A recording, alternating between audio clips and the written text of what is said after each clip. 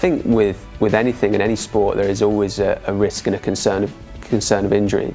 If we look within golfers, we sort of see that the amateur side, there's a lot of lower back injuries, whereas at the sort of top end of the spectrum, it's wrist and elbow injuries. So actually engaging in strength training might actually help these individuals, so amateurs, be a little bit more robust to cope with the dynamic patterns of the swing. But also in terms of the elite end of the spectrum, a lot of the injuries involved with the wrists and elbows are potentially through overuse. So actually taking time out of hitting balls and actually engaging within a strength and conditioning program is not only going to perhaps help performance, but it also may help to reduce the risk of injury going forwards as well. Done in the right way, there shouldn't be any concerns with injuries.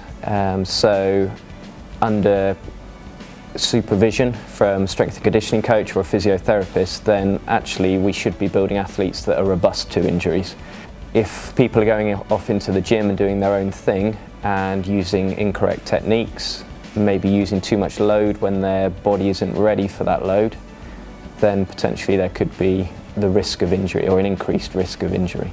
And other signs of overtraining are things like disturbed sleep patterns, loss of appetite, irritable, and generally just fatigued and not recovering as quickly as perhaps they should be. If they start to see a really bad ball flight and the player then says, oh, I'm struggling with this shot because I'm feeling pain in this left shoulder or my wrists or my hands, and these are sort of warning signs that perhaps hitting a number of golf shots isn't going to help in the long run. It's actually potentially going to make that injury worse.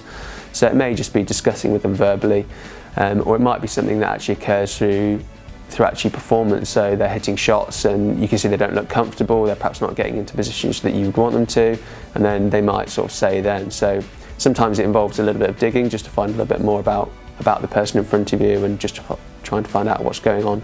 So if they spot any signs of overtraining, first of all sit down with the golfer and just get them to outline what they've done in the past few weeks. So almost build up like a training diary of what they've actually taken part in. So how much practice have they done, how many balls have they hit, how many gym sessions have they done.